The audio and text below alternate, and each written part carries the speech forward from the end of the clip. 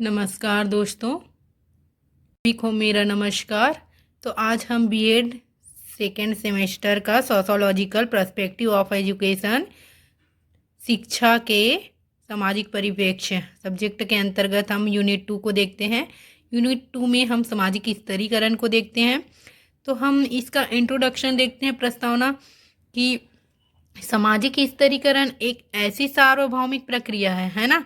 सामाजिक स्तरीकरण क्या है? एक ऐसी सार्वभौमिक, है ना, बड़े पैमाने पर, है ना, ऐसी वाली प्रक्रिया है जो प्रत्येक समाज में किसी न किसी रूप में पाई जाती है। प्रत्येक व्यक्ति क्या रहता है? किसी जाति, किसी आय वर्ग का सदस्य होता है। सभी जातियां और आय वर्ग अलग अलग सामाजिक स्तर के होते हैं। इसी को हम क्या कहेंगे? सामाजिक स्तरीकरण कहेंगे, है ना। तो सामाजिक स्तरीकरण समाज के विभिन्न स्तरों में विभाजन है ना। इन स्तरों में क्या है? ऊंच नीच है ना, संस्तरण पाया जाता है। समाज को व्यवस्थित बनाने के लिए क्या है? सामाजिक स्तरीकरण की प्रक्रिया ने जन्म लिया है ना। तो सामाजिक स्तरीकरण क्या है? आवश्यक है। तो हम इसका सामाजिक स्तरीकरण का अर्थ देखते हैं। तो सामाजिक स्तरीकरण का अर्थ क्या है? सामाजिक स्तरीकरण क्या है? दो शब्दों के योग से बना है ना। जिसमें क्या है? सामाजिक शब्द से समाज का बोध होता है और स्तरीकरण शब्द से क्या होता है? विभिन्न जो स्तर हैं उनका बोध होता है ना। तो अर्थात जब समाज कोई भी विशेष या सामान्य गुणों के आधार पर क्या करता है? कोई भी वर्ग, समूह तथा स्तर को विभाजित हो जाता है ना। तो इस विभाजन को हम क्या कहेंगे? सामाजिक स्तरीकरण कहेंगे। सामाजिक स्तरीकरण में समूह का निर्माण उच्चता तथा निम्नता पर आधारित होते। यह क्या है? एक प्रकार का श्रेणी विभाजन है।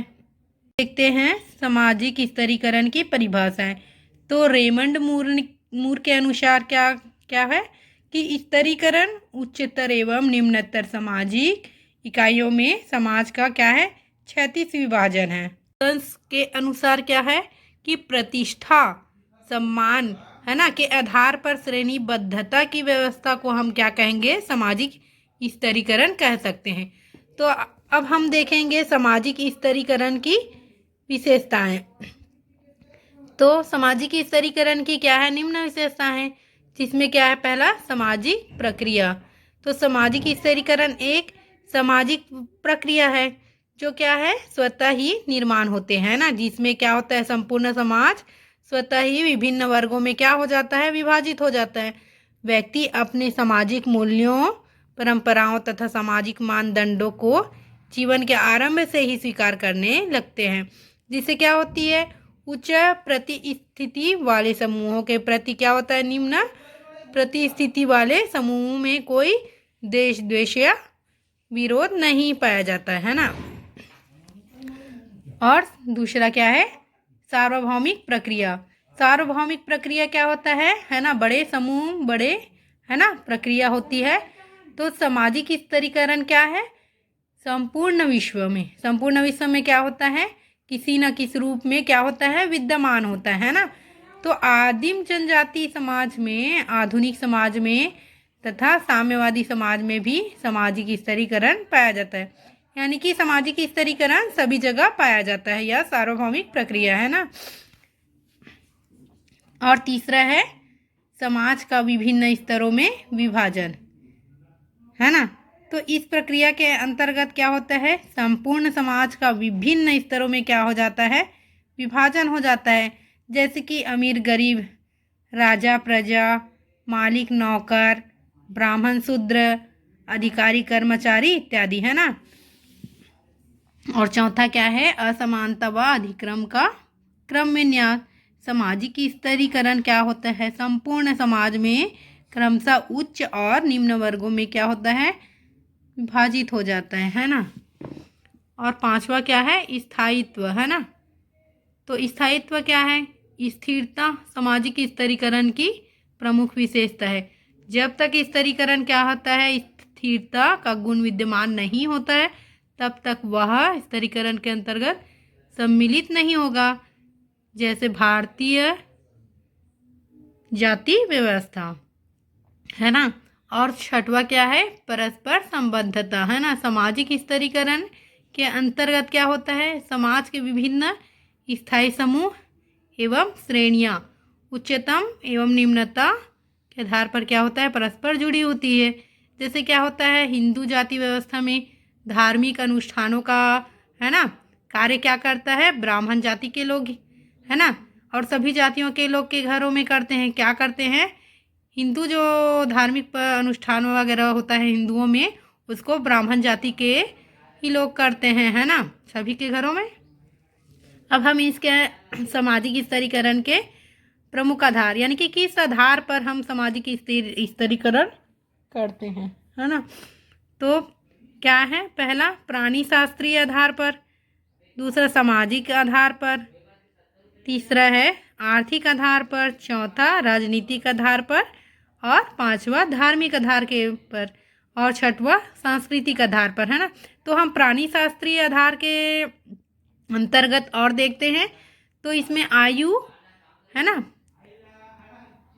इसके अंतर्गत पहला है आयु, दूसरा है प्रजाति के आधार पर, और लिंग के आधार पर, जन्म के आधार पर। अब सामाजिक आधार के अंतर्गत और है, उसको दो भागों में और बांटा गया है ना। तो इसके अंतर्गत क्या होता है, जातिगत सामाजिक स्तरीकरण, अजातिगत सामाजिक स्तरीकरण। और आर्थिक आधार पर क्या है, पहला संपत्ति और दूसरा व्यवसाय के। तो हम पहला देखते हैं, पहला हम प्राणी शास्त्रीय आधार पर देखेंगे कि समाज का स्तरीकरण, सामाजिक स्तरीकरण कैसे होता है। तो पहला है लिंग के आधार पर। तो लिंग के आधार पर क्या होता है, स्त्री और पुरुष के रूप में समाज का स्तरीकरण सबसे प्राचीन है। लगभग सभी समाजों में क्या है, पुरुषों की स्थिति स्त्रियों की स्थिति से ऊंची मानी जाती है ना। स्त्रियों से क्या मानी जाती, पुरुषों की स्थिति उच्च मानी जाती है। और दूसरा है आयु। प्रत्येक समाज में क्या है, कई पद ऐसे होते हैं, है ना। प्रत्येक समाज में क्या होता है कि कई पद ऐसे होते हैं जो एक आयु, निश्चित आयु रखी जाती है कि इतने आयु की व्यक्तियों को ही यह पद प्रदान किया जाएगा, है ना। तो आयु के आधार पर क्या है, समाज में प्रमुख 4 स्तर है। पहला है शिशु, दूसरा किशोर, तीसरा प्रौढ़, चौथा वृद्ध पाए जाते हैं। सामान्यतः महत्वपूर्ण अधिक आयु के लोगों को प्रदान किए जाते हैं। तीसरा है प्रजाति। प्रजाति के आधार पर क्या होता है, सामाजिक स्तरीकरण वहाँ देखा जा सकता है जहाँ एकाधिक प्रजातियाँ साथ साथ क्या करती है, रहती हैं, है ना। अमेरिका व अफ्रीका में क्या होता है, गोरी प्रजाति के लोग काली प्रजाति को निम्न मानते हैं और गोरी प्रजाति अपने आप को श्रेष्ठ मानता है ना। चौथा है जन्म। जन्म के आधार पर क्या है, जन्म भी क्या है, सामाजिक स्तरीकरण उत्पन्न करता है। जो लोग उच्च कुल में जन्म लेते हैं वे अपने को श्रेष्ठ समझते हैं और दूसरे को निम्न समझते हैं ना। और पांचवा है शारीरिक एवं बौद्धिक कुशलता। जो लोग अकुशल होते हैं, अकुशल, पागल, छिनकाय, आलसी वगैरह होते हैं, अयोग्य होते हैं, उनका स्तर उन लोगों से क्या माना जाता है, नीचा माना जाता है। जो क्या है, बुद्धिमान, परिश्रमी, हष्टपुष्ट एवं कुशल होते हैं। जैसे कि जो हष्टपुष्ट है, कुशल है, योग्य है, वो अपन अयोग्य को, अकुशल को, है ना, क्या मानते हैं, निम्न मानते हैं। दूसरा है आर्थिक आधार। आर्थिक आधार पर क्या होता है, समाज का स्तरीकरण कैसे होता है। पहला है संपत्ति। तो जिसके पास ज़्यादा संपत्ति है वे अपने से कम संपत्ति वाले को क्या मानते हैं, निम्न मानते हैं, और अपने को उच्च मानते हैं, है ना। तो व्यवसाय। व्यवसाय के अंतर्गत क्या होता है, जो अच्छे व्यवसाय में है, जैसे डॉक्टर हो गया, इंजीनियर, प्राध्यापक, प्रशासक हो गया, वे लोग अपने को क्या मानते हैं, उच्च मानते हैं। और बाल काटने, कपड़ा धोने, चमड़ा का काम करने, ये सब को क्या मानते हैं, निम्न माना जाता है। इस प्रकार व्यवसाय के अंतर्गत भी सामाजिक स्तरीकरण होता है। तीसरा है सामाजिक आधार। तो सामाजिक आधार पर क्या होता है स्तरीकरण समाज का। धर्म प्रधान समाजों में क्या होता है, धर्म भी स्तरीकरण उत्पन्न करता है। जो लोग क्या करते हैं, धार्मिक कर्म कांडों में संलग्न होते हैं, धार्मिक उपदेश देते हैं, धर्म के अध्ययन में लगे रहते हुए अपने को क्या मानते हैं, उच्च मानते हैं। और चौथा है राजनीतिक आधार। राजनीतिक आधार पर सामाजिक स्तरीकरण कैसे होता है? जिसके पास सत्ता के अधिकार प्राप्त है, शासन की बागडोर है, वे अपने को उच्च मानते हैं, और जिसके पास सत्ता नहीं है उसे क्या मानते हैं, निम्न मानते हैं। और पांचवा है सांस्कृतिक आधार। सांस्कृतिक आधार पर कैसे होता है सामाजिक स्तरीकरण? कि भाषा, बौद्धिक कुशलता, रहन सहन, रीति रिवाज सबका अलग अलग होता है ना। इस प्रकार क्या है, अपनी संस्कृति को सब उच्च मानते हैं। विभिन्न संस्कृति के लोग क्या करते हैं, अपने संस्कृति को उच्च मानते हैं और दूसरे के संस्कृति को निम्न। जैसे भारतीय तथा हिंदू संस्कृति के लोग क्या करते हैं, अपने को अन्य संस्कृति से उच्च या श्रेष्ठ मानते हैं। इसी प्रकार क्या होता है, शहरी संस्कृति के लोग गांव के संस्कृति को निम्न मानते हैं और शहरी संस्कृति वाले लोग अपने को श्रेष्ठ मानते हैं। इस प्रकार क्या होता है, सामाजिक स्तरीकरण होता है। अगर आप लोग को यह वीडियो अच्छा लगा तो कमेंट्स कीजिए और चैनल को सब्सक्राइब कीजिए, और कमेंट्स करके ज़रूर बताएं कि आप लोग को अच्छा लगा होगा तो मैं आगे का वीडियो अपलोड करूँगी। Thank you.